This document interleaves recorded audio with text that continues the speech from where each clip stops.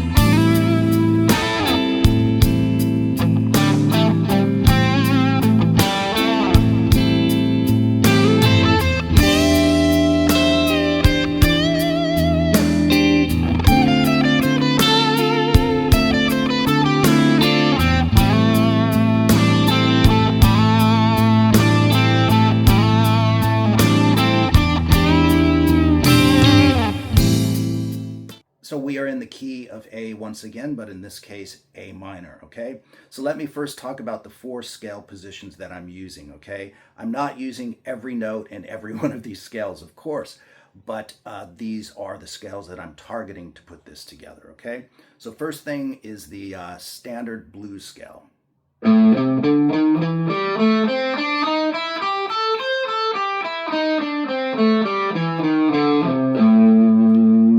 Want to know that in its linear form as well. Okay.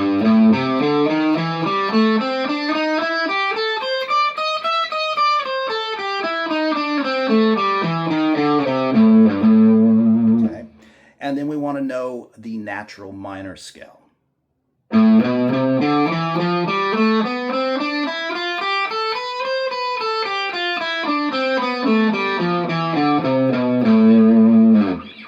And that, by the way, is the fingering that we want to use. We don't want to do the 3 notes per string sort of metal approach.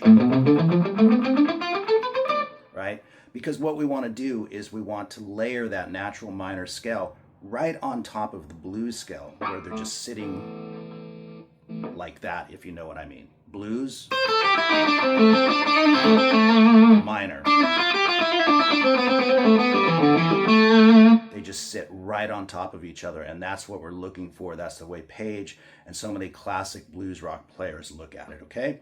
Now we also want to know those 2 scales up high, the octave higher position for the A blues scale linear. And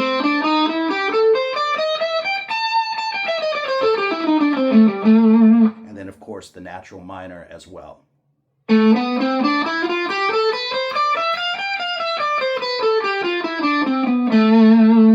And those are the 4 fingerings that I'm pulling from to put this all together.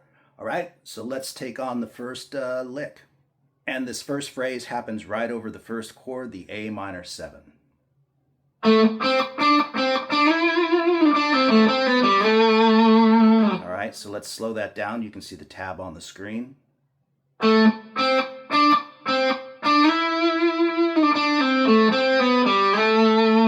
So right out the gate, you can see that I'm subtly combining the blues information. It's just standard pentatonic stuff with a little bit of that minor scale. Very Jimmy Page, if you will, and Jeff Beck, of course. So once again, nice and slow.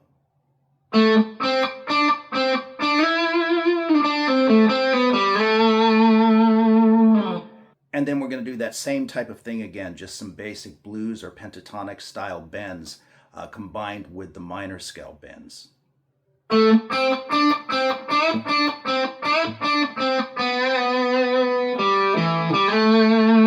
you want to watch those bends, right? You want those pentatonic bends to be full steps and then half step to capture that minor scale. And then from there, from that note right there, we're just simply climbing an A minor scale.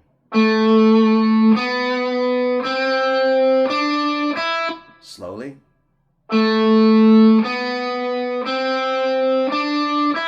And then at this point, we are connecting with the D minor 7 chord, okay?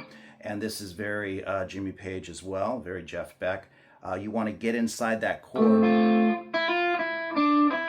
that type of thing, to really capture the chord. So from that climb up, we will have this. And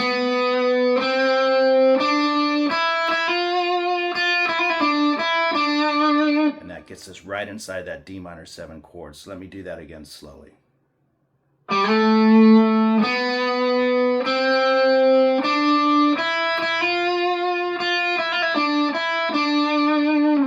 right, and we are definitely going Since I've Been Loving You here, okay?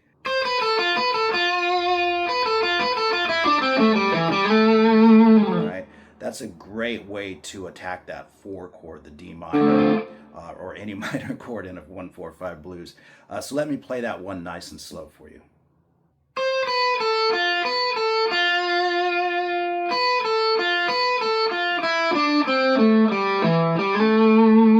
And right there, that connects us right back to the A minor 7 chord. And then from there, we're just playing a stone cold blues lick. Right, just a standard blues lick with that flat 5 in there. Here it is, nice and slow.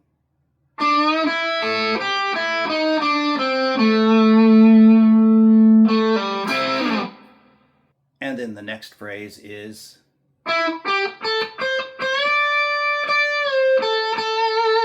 and that is played over the 5 chord, the E7 sharp 9.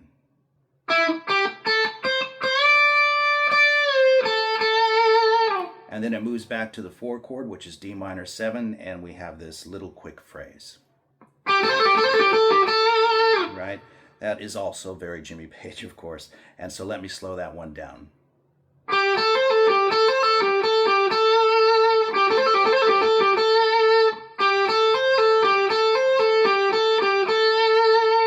And then we're right in that linear blues scale. Right? And you might recognize that little tag there from the ocean. But let me do that nice and slow.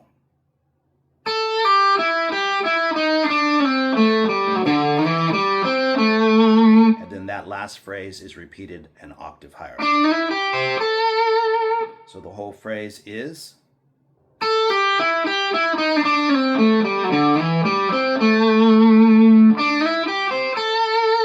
okay, and then we finish that off connecting back with the E7 sharp 9 again.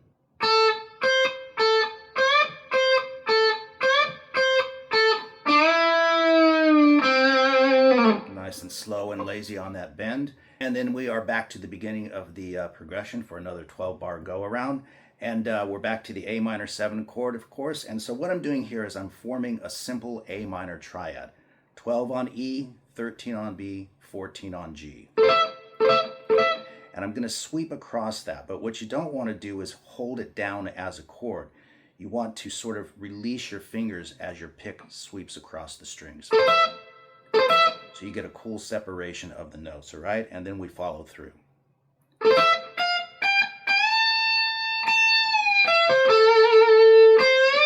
All right, really slowly on that one.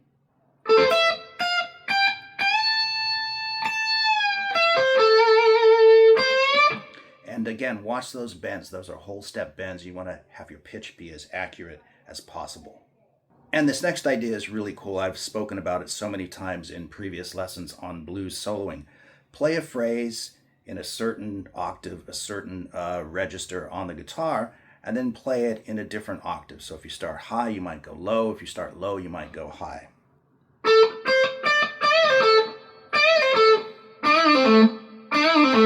Right? So it's the same lick.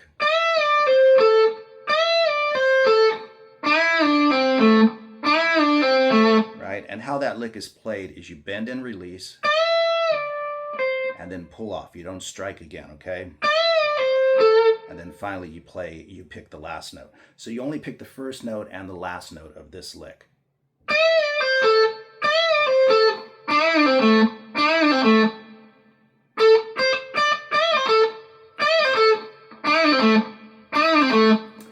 Okay, and we move to the next phrase.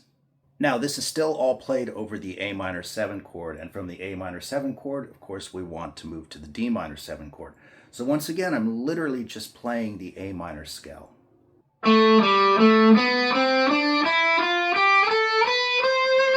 Now, this is a simple A minor scale. You could play it with several different fingerings if you wanted to.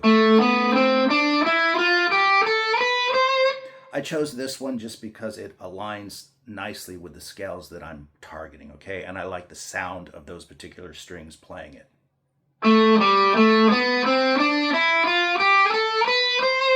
And then we're into the D minor 7 chord, and we have this.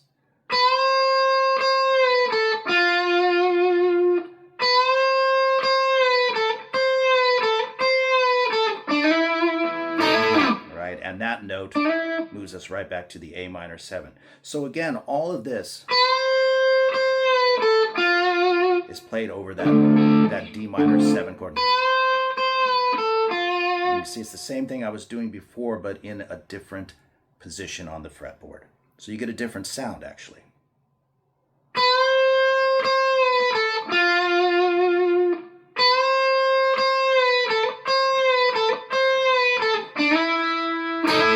Right? So you want to watch those half-step bends, again, making sure your pitch is as accurate as possible.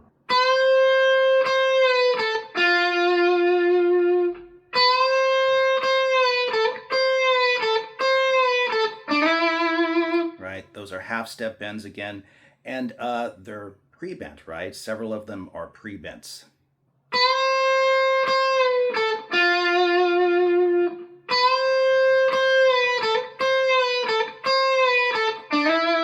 And as you can see, several of those are pre-bent, okay? Very George Harrison, if you will. So you want to watch that again. Just watch your pitch very carefully. Right? Now I slide into this note using my second finger so that I can do that double stop, very Chuck Berry, if you will. Right? So once again, let's do that from that climb. All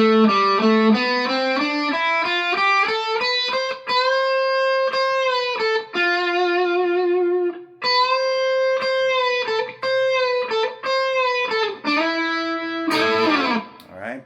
And then we have this little phrase, and I'm definitely using some heavy muting here. So nice and slow on that one.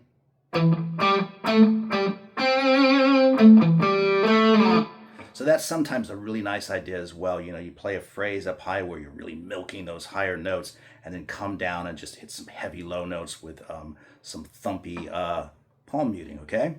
Now we're once again making our way to the 5 chord, the E7 sharp 9, and we are playing this.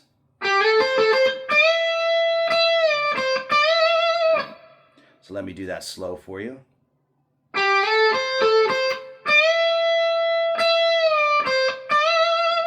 Right? So once again, you're holding that bend, picking it again, and releasing it.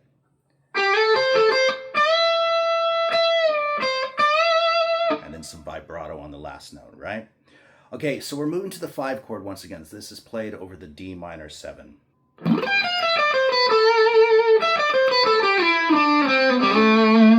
Okay, and that's purely A minor scale stuff, right? The one that I showed you out the gate. So let me show you how that's played. As a note, there's a little bit of a rake at the beginning. The target note is the 15th fret on the first E string, and I'm muting lazily across those strings to mute them out. A little bit of a palm muting as well. But you don't have to do that. I just like it. It sounds kind of nice. Here it is slowly.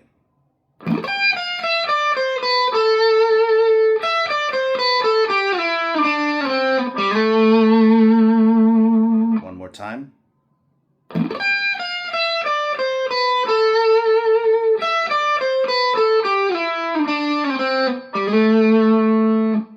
Okay, and then we just finish it off with this.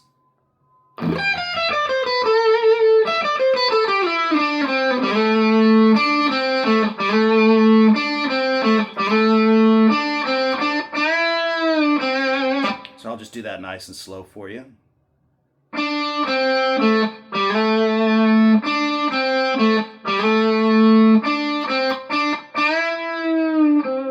Okay, so let me play that whole thing so you can hear how the phrasing works.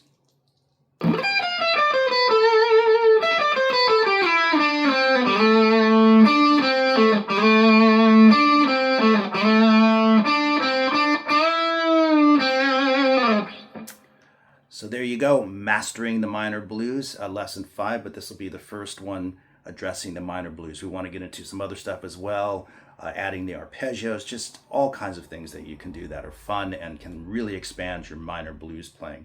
So I'll run the solo again right here, and then at the end of that, I'll include the backing track, okay, so that you can practice to that or write your own stuff, okay? Come up with your own licks and riffs, okay? All the best to everyone. Thanks for watching, and thanks for supporting 24/7 Guitar. I greatly appreciate it, and I will see you guys in the next video.